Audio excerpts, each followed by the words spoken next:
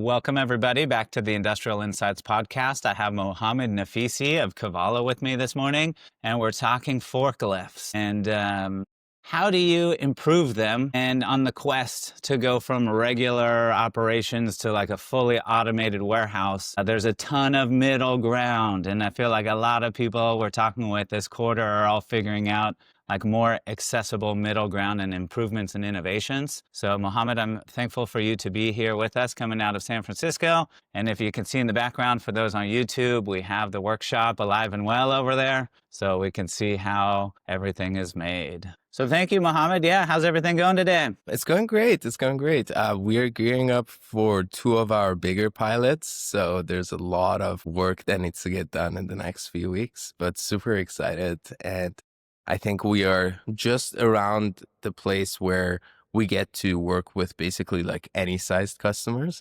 So far we've constrained ourselves to very specific groups and excited to just expand the scope of what we can do. Yeah. So what's a pilot look like and where are you at in this one? For us, a pilot is only a 1 or 2 months time period where we focus on one specific workflow. And the two workflows that we've done so far is trailer loading and unloading and horizontal movement on the floor of warehouses. And for us, it's basically a chance to truly show the capability to the customer. And I think, there's obviously like other forklift autonomy solutions. This is not like a new idea. When I was getting into this space, the reason I wanted to get into it was I just thought there was a very clear metaphor from, let's say, like Uber versus taxis, where Uber didn't necessarily like improve the core product of what they were offering. They just made something that was very exclusive, more accessible. And I think for us too, we wanted to make the same technology that existed, but make it way more flexible, make it way more integratable with any workflows that customers have, and make it easy to get up and running. No small task, I would imagine. Yeah, absolutely. I think like these are words that are easy to say and it sounds trivial, but when you get into the details of how are you able to make it truly easy to deploy within hours, there's a lot of hard problems that need to get solved. Yeah, I love when you're like, we just Ubered the forklift. Yeah, no biggie. And you're like, wait a second. So as an example of like going back to the pilot, like it's such a great example, right? Because it illustrates like some of the work that you've done and like where it meets the reality of clients and it like working for clients. So what needs to happen in a pilot for it to be successful? And like what are some of like, what does that look like a little bit? Absolutely. So when we come up with a pilot plan, we usually have a specific metrics that we want to meet. And usually these metrics are how many pallets are we able to move in an hour? What's the reliability of those moves without anybody intervening? And so far we've been proud of, I saw like you the had numbers. a demo on YouTube and like the guy's like on his phone and you're like I couldn't tell if he was like orchestrating the forklift or he was like passing the time like during a pilot.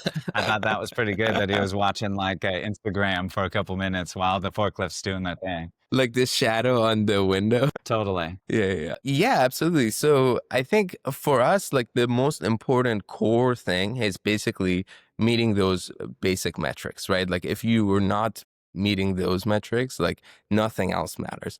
And then afterwards, I think like the thing that clients get super, super excited about is our flexibility and ability to adapt to new workflows, changes in the warehouse layout, changes in how customers want to run things. Logistics is a very simple but complex industry at the same time, right? Like the core idea is simple, but then there is so many changes that our customers have to deal with. There's so much seasonality. There is like the warehouse or a 3PL that you see around Christmas is not the same operation that you see in February or March. Yes. And like what would cause in your pilot you not to meet the thresholds or metrics that you've set out for? Like what's like a common challenges on that, like on that journey? Absolutely. I think like scoping the pilot is definitely like the most important step of the process, right? because for us, we also have a very safe system. And so let's say if there is a lot of like pedestrian traffic around the unit, right, that sort of throws off some of the assumptions that we could have made around how fast we're able to move things. If there are, let's say, a lot of setup work that needs to be done by someone on the floor, that could change, the availability of what we can do. So that could be like on the dock doors, that could be on, the staging area. And so I think like the most important part is we have to get good at understanding someone's operations really, really fast and make sure like none of those pitfalls happen during a pilot. And you have to integrate with all their systems in a pilot, or in the pilot not yet? That's like stage 2. During a pilot, we try to avoid the integrations just because when you Solve one it's kind problem of at a time, right? exactly. Yeah. And I think like the goal is just to like prove out the capability before we have to worry about other like more time consuming things like the integrations. Yeah.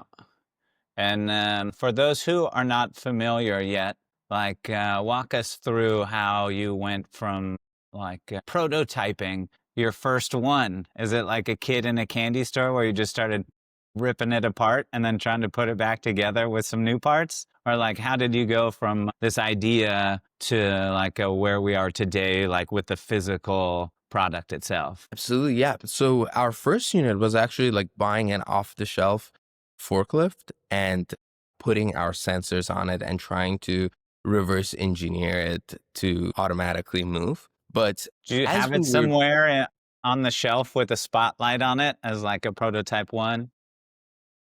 We have another one that's stuck in our friend's garage right now because it was too cheap. The very, very first forklift we bought. Yes. You got Yeah, what you could afford. exactly. I think it was like a $3,500 forklift. As you can imagine, like it's not gonna do too many miles for you. But as we were basically doing the retrofitting for those first units and understanding the electrical system, how we are able to integrate with it, what we realized is that, you know, humans and machines don't think alike. And so if you want to build the best machine for autonomy, that can look very different than the best machine for human drivers. And that's why we've basically moved into the unit you can see in the back. These are units that are basically made without the human driver in mind. And so the nice thing about this sort of manufacturing is that we are able to control other components, very important components for us. For example, like batteries, how big the forklift unit is to make it like more maneuverable or more capable in terms of weight capacity. And so when we have control over those trade-offs, we can basically build the best product possible for our customers. Even though, it puts us in competition with, Toyota material handling and all the bigger players out there. Yeah. Interesting. So the one that's in the background is already automated when you get it? It Or is made for you to, yes. And what we do is basically we have a lot of vendors that give us different components. And, it took a long time for us to be able to set up the supply chain, find the right vendors for every component and source them. But with this first unit, we're like super excited to send it to customer warehouse and basically prove out this new model. I love it. That's awesome. So this is like the next generation. How many different models do you think you've gone through to get to this one? So far, we've had at least 3 other models. The first one being, the super cheap one that I mentioned just for initial demos. And then the second one was a more capable demo. You've probably seen it working in a pilot on our website. And there was another model in between where we tried to basically make a kit that retrofits other units Yeah. until we got to where we are today. Nice. Awesome. So rather than And retrofitting other or selling retrofits to people and installing them, now you can already have them be pre-made on the model that you've already found to work the best. And then like they don't have to retrofit their own anymore. exactly, exactly. And the benefit of it is that we do the assembly, little bit of light manufacturing, as you can see in the background. But overall, what I love is that when a customer comes to us and asks, can my batteries last a little longer, or can I get this feature? We don't have to be embarrassed by the design decisions of another company. And we can basically like keep improving our product every life cycle. I love that. And then I got to imagine people, it's a big 0 to 1 moment going from no automation at all to the pilot, and then like going from 1 to 10 or 1 to 100. Like, what are some of the things that people don't know about when they're going from 0 to 1 that like you look out for, or like that they experience once they've crossed the chasm? Absolutely. So the way we want to think about autonomy is that first, autonomy needs to be like the last resort, right? Because when we think about what type of ROI we want to give our customers, we want to think that we want to be the best money they'll ever spend compared to anything else they could put their money on, right? Like, and I think in most operations, there are a lot of really high leverage things you can do to improve operations, right? Like that could be anything from like big fans, right? For helping hot days, right? That could be better invoicing software. So we think like autonomy does have extra work that you need to do to get up and running. But what we do to basically help in that process is we basically charge monthly fee. And so the nice thing about that is it makes the ROI calculation super, super simple and easy. And at the same time, it aligns the incentives because it's not that we're just like selling you a big machine with a lump sum, kind of like buying a house. And then if there are any issues with it, kind of like we're not responsible. We are involved with like the maintenance, repair, and continuous success of the vehicle in the customer's warehouse. Yeah.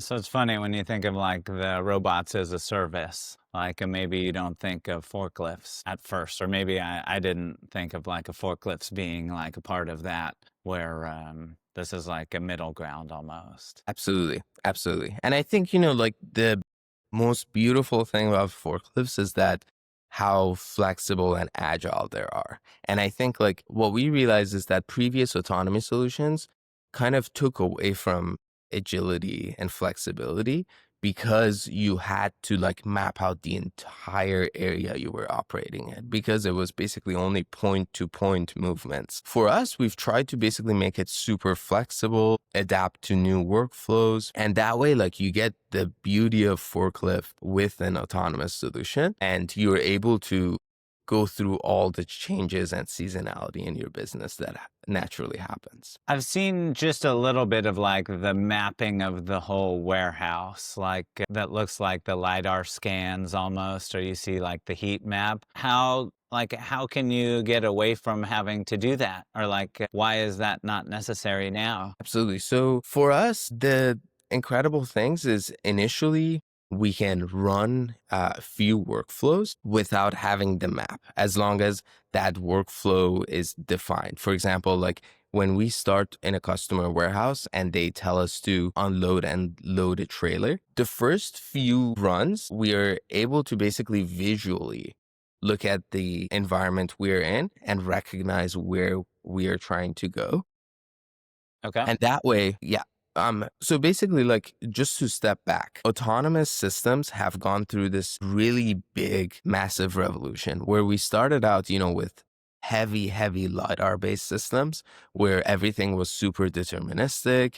You had to map out everything, have precise distance measurements to every object, to a point today where actually, like, our navigation system is all visual.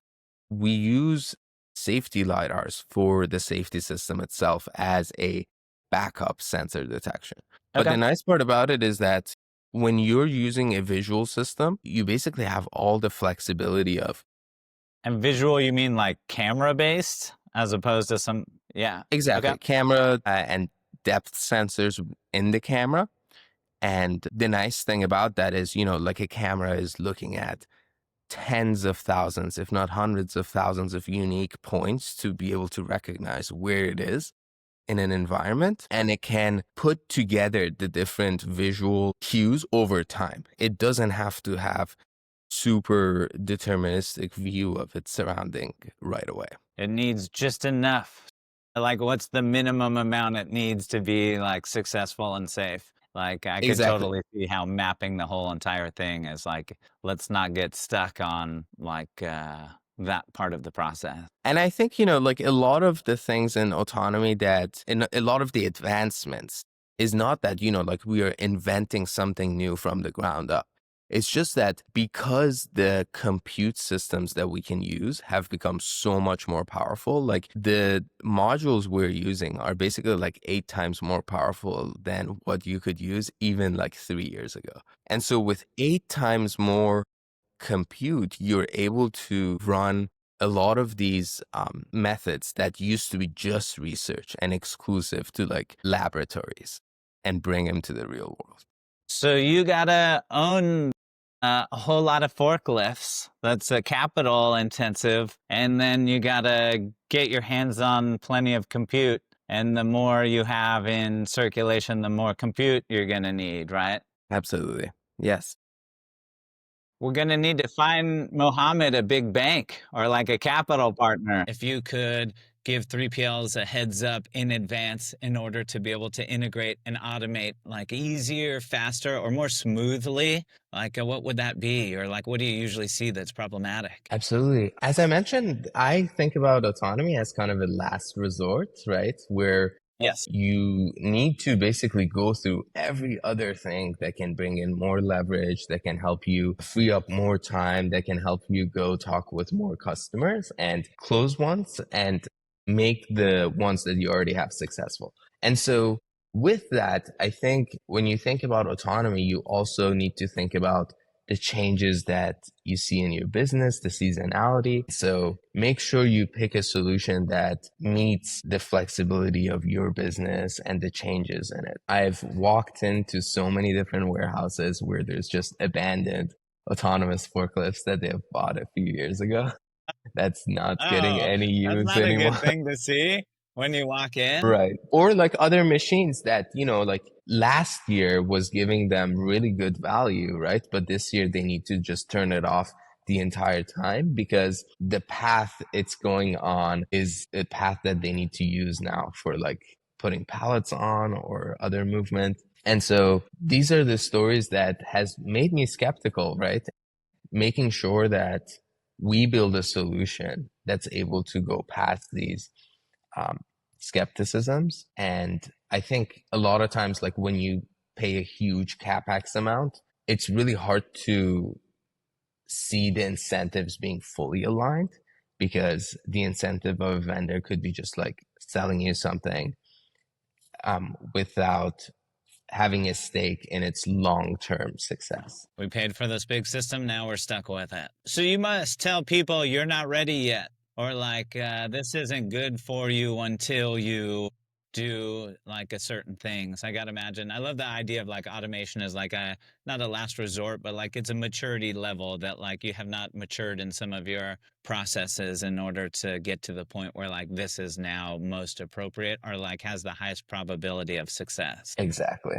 Exactly. So you've turned And that people could be away and in just been like, hey, next year, here, if you do these 3 things, like maybe next year is a good time. Yeah, I think unfortunately sometimes like we need to have the self-control to do that. And also like I think because we are incentivized for the long-term success, we have to make sure we have capacity. We have to make sure we have the head count to basically be available for a pilot. Yeah, I love that. It's interesting to think. There's probably also things that the automated forklift can do that people don't do as well. Like, what are some of those things you've noticed? Like, as you've started to deploy systems, like it's not just replacing one for the other. I gotta imagine like your process can change too. So, what are some things you might find that you do differently as a result? I think one important thing is just like reliability and being able to use something for as long as the battery allows it. The other one is, I think when you basically abstract away, let's say like a good 20, 30% of the headache in someone's business, seeing what they can do without that sort of mind space being occupied, and what are like the new customers they can close with that, what are the expansion plans they could come up with. So I don't think like in terms of capability, forklifts can beat humans because humans can also do anything outside of driving the forklift, like moving boxes, cleaning, etc. But Culture. I think exactly. Yeah. But our goal is just to be able to like abstract away like a big chunk of what you do. That way you're able to free up mind space for more exciting and growth. Yeah. I always find that so challenging when you're like, okay, I've offloaded this to a team member who is trained and has the skill set to do better than I could at it, and trying to make the best use, like the highest and best use of that time that's now free. Like it's really challenging to say like, okay, if I have more time, like, is this really a better use? Is this the best use? Is this the highest priority or probability? That's the hardest mental challenge there is sometimes, because you're already doing what you thought was the best use of your time, or like the best ideas that you have available. So to have to like create more, newer and better is always it's tough. But that's like ultimately like that's where progress comes from. Absolutely, absolutely. And I think a lot of times when I talk with 3PLs, other operations, like I don't think the demand for their services is going to be a big bottleneck for them, especially when you're able to like serve new customers with less operational complexity. What do you mean by that?